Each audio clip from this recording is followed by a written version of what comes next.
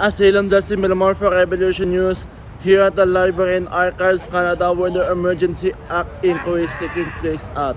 Folks, yesterday I got the chance to catch Chrystia Freeland. Yep, she's the Deputy Prime Minister and Minister of Finance. But of course here folks is that yes, basically I asked her an important question regarding about the Trudeau government's double standard when it comes to coming to the table and negotiating with people. Because as you might remember that 2 years ago, yes, there were climate change protesters who went out and blocked railroads. And of course here folks is that yes, basically the Trudeau government came into a table and negotiated with those people. But of course here folks, at that time, guess what? Yes, Justin Trudeau did not invoke the Emergency Act, but when it comes to the truckers, and of course, almost the fourth week, around February the 14th, Justin Trudeau invoked the Emergency Act, aka martial law, against peaceful protesters and against the truckers, because obviously that he doesn't like the truckers at all. But obviously here folks, see for yourself how my exchange with Chrystia Freeland. Well, just to be more specific here folks, see for yourself how that went when I tried to ask her question. Check it out. Miss Freeland, you said earlier that you will not negotiate with anyone, but in fact your government negotiated with those rail blockers earlier in 2020. Don't you think that that is a double standard of yours? Do you think that is a double standard, Miss Freeland? The fact that your government negotiated with those rail blockers 2 years ago?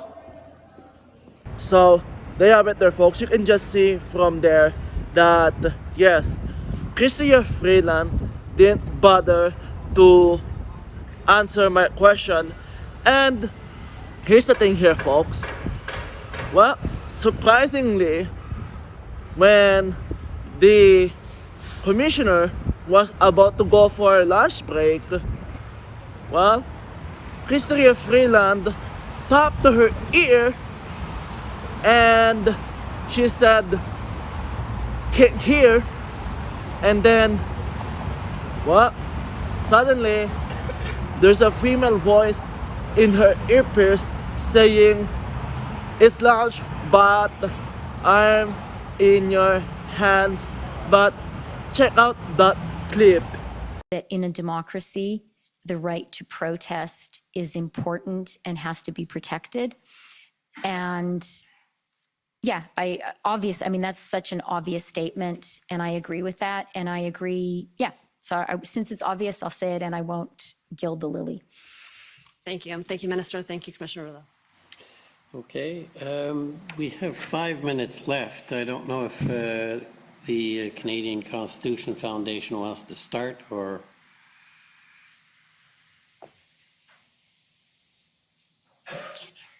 Lunch, but I'm in your hands. So there you have it there folks. That is the eminent video evidence that, well, apparently Chrystia Freeland is receiving instructions from someone on how to respond to the questions that been thrown to her yesterday at the inquiry when she testified. Unbelievable. For Revolution News, I'm Asylum Justin Millamore. Folks, if you want to be kept up to date on what's happening at the Emergency Act inquiry, including my live tweets and some clips and highlights that occurring at the Emergency Act inquiry, by heading over to revolutionnews.ca revolutionnews.ca/emergency act commission. That's revolutionnews.ca/emergency act commission. And of course, here folks, while you're there, please head over to donorbox.org/emergency act commission. That's donorbox.org/emergency act commission.